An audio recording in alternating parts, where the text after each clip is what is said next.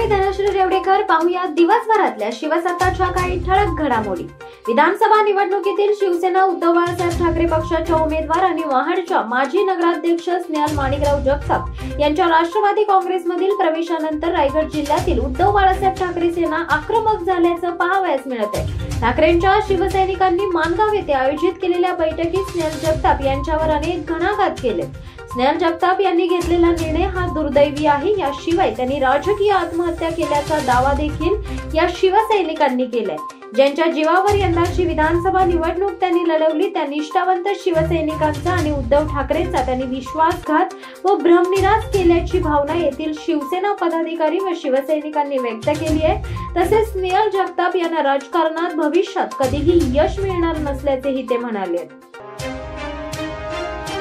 राज्याचे रोजगार हमी योजना, फलोत्पादन आणि खार जमीन विकास खात्याचे कॅबिनेट मंत्री नामदार भरत शेठ गोगावले यांच्या मार्फत आपल्या मतदारसंघात लवकरच जनता दरबाराचे आयोजन करण्यात येणार असल्याची घोषणा शिवसेना युवा सेना कोर कमिटी सदस्य विकास शेठ गोगावले यांनी मंगळवारी आयोजित केलेल्या शिवसेना पदाधिकारी आणि कार्यकर्त्यांच्या मार्गदर्शन मेळाव्यात केली आहे.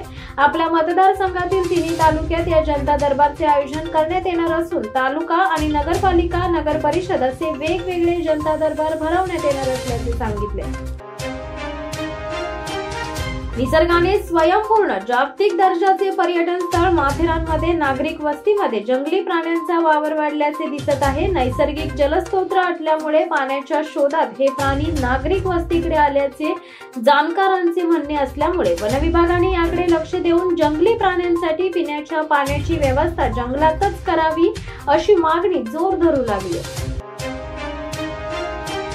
नवी मुंबई महानगरपालिकेचे तत्कालीन आयुक्त अभिजित बंगारी यांच्या कार्यकाळात 152 कोटी रुपये खर्चातून नवी मुंबई शहरावर 1524 सीसीटीव्हीची नजर राहणार होती. परंतु 3 वर्षानंतर ही 100% सीसीटीव्ही कॅमेरे बसवण्यास टाटा ऍडव्हान्स सिस्टीमला यश आलेले नाहीये. 1524 सीसीटीव्ही कॅमेऱ्यांपैकी 1300 सीसीटीव्ही कॅमेरे बसवले असून त्यापैकी 410 सीसीटीव्ही कॅमेरे सध्या कार्यरत आहेत. 7 दिवस मोठ्या भक्तिभावाने सुरू असलेला खांब पंचक्रोशीचा 68वा अखंड हरिनाम जप यज्ञ सप्ताह व भागवत कथा सोहळा मोठ्या उत्साहात श्री क्षेत्र तळवली तर्फे अष्टमी येथे संपन्न होत आहे. त्या प्रित्यर्थ मंगळवारी 25 मार्च रोजी 6व्या दिवसाची कीर्तनरूपी 6वा श्री क्षेत्र भगवानगड येथील न्यायाचार्य महंत डॉक्टर नामदेव महाराज शास्त्री यांची मोठ्या उत्साही वातावरणात संपन्न झाली. यावेळी त्यांचे स्वागत तळवली ग्रामस्थ महिला व युवकांनी मोठ्या जल्लोषात केले. कर्जतच्या वादग्रस्त कोल्हारे ग्रामपंचायत रात्रीच खेळ सुरू असल्याचे समोर आले. या ग्रामपंचायतीचे टाळे मध्यरात्री उघडून काहीतरी काळे बेर सुरू असल्याची माहिती मिळताच काही जागरूक ग्रामस्थांनी या ठिकाणी धाव घेतली. त्यामुळे दरवाजा उघडा टाकून हे कर्मचारी पाय लावून पळाले. दरम्यान इतक्या रात्री ग्रामपंचायत कार्यालय उघडलेच का? कोणती महत्वाची कागदपत्रे तर पळवली नाहीत ना, असा सवाल करण्यात येत असून या प्रकरणाची चौकशी करण्याची मागणी होत आहे. सर्वसामान्यांना परवडणारी घरे उपलब्ध व्हावी यासाठी नवी मुंबई शहरात सिडकोने सोडत काढली होती. परंतु या घरांच्या किमती अव्वलच्या सव्वा झाल्याने आता सोडतधारक निराश झाले. घरांच्या वाढलेल्या किमती विरोधात नवी मुंबईत मनसेच्या नेतृत्वाखाली सोडतधारकांनी साखळी आंदोलन केले. सिडकोच्या घरांचे दर कमी नाही झाले तर पुढील आठवड्यात मनसेचा इंजेक्शन मोर्चा निघेल असा इशारा मनसेचे प्रवक्ते तथा नवी मुंबई शहराध्यक्ष गजानन काळे यांनी सिडकोला दिलाय.